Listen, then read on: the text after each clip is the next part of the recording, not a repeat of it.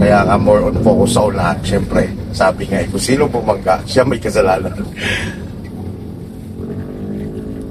Stay ka lang dyan sa lane mo kasi medyo iwas-iwasan ko lang yung mga pasaway na nagmumotor. Lumpas na. Marami niyang ganyan. Tapos balik ka lang sa loob ng ganyan. Sa pagka umiiwas ka, tingin mo na lalabas ka ng konti sa linya mo dahil sa pag-iwas sa kanya, susulyapan mo yung side mirror kung saan ka iiwas. No? May parating man sa kanan mo, makukontrol mo. Sige lang, tama naman yung ginawa mo. Pinakiramdaman mo siya dahil alam mo naman minsan lang tao tatawid hindi. Kaya nga ang tao, kapag halimbawa nandiyan na sa gitna, pagbigyan mo na. Kapag medyo sanay ka lang kasi ganyan po, ang magagawin mo kasi dyan sa ganung sitwasyon, sulyap sa kanan, signal sa kanan. Hindi ka umiwas, basta clear. Pero as a beginner, yan, antay mo lang makakaliwa. Ano lang naman yan sa umpisa. Pagbigyan mo. Ayaw, sige, go. Katulad yan, oh, yung e-bike, anticipate mo lang, slow down ka lang, sulyap sa rear mirror. Okay, go, clear. Basta pag nag-slow down ka at na-membreno ka, susulyapan mo rin itong rear mirror.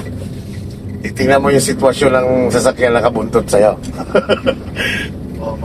Katulad yan, di ba? Pinasok niya na yung isang linya. Pag bibigyan mo na yan, yan, pitikan mo lang isang ilaw, stop ka. Yan. Okay, go. Ano naman yan, bigayan lang naman yan sa kalsada. Okay, diretso na tayo.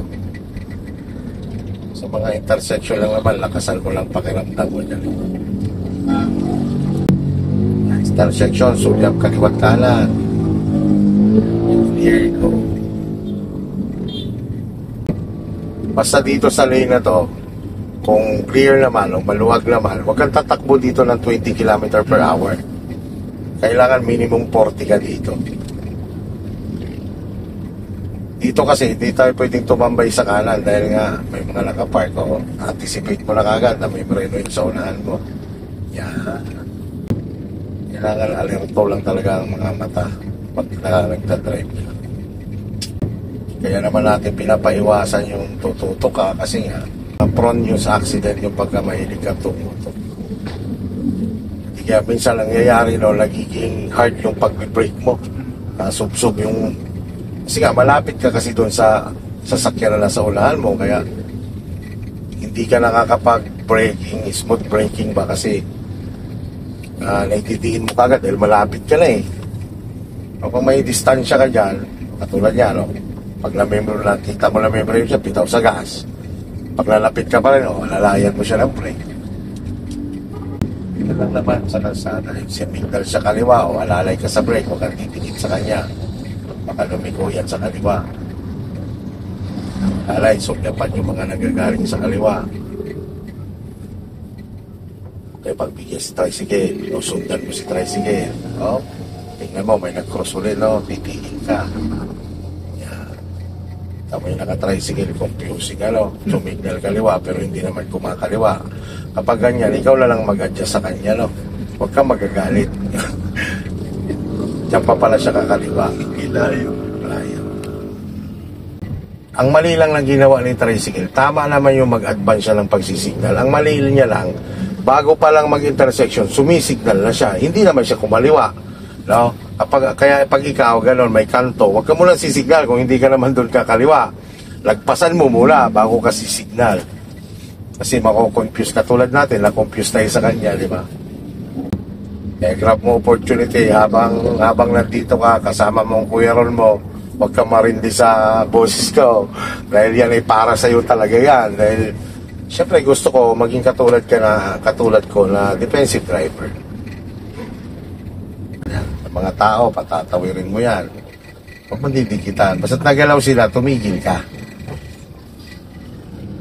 Maging defensive driver ka lang sa kanila. Kasi kahit mali sila, at yan ano ba, pinagbabaan mo ng bitna at iniwan mo, mamaya mag-react yan, away yun. Kaya ikaw na lang mag-adjust sa kanila. Yan ang naging practice nila sa pagdadrive, yung mag-violate ng one. Sa driver kasi hindi dapat nagmamadali.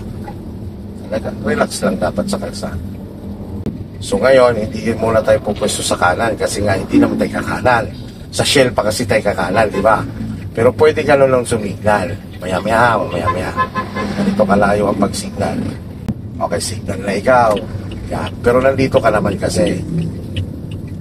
Nagpas mo sa kanto, yung sulyap sa kanan ha. Sige, bitaw-bitaw lang yan sa brake. Up. Pasok na ikaw sa kanan, unti-unti. Sa brake. Yan. Okay. Yun na. Brake. Asay. 5.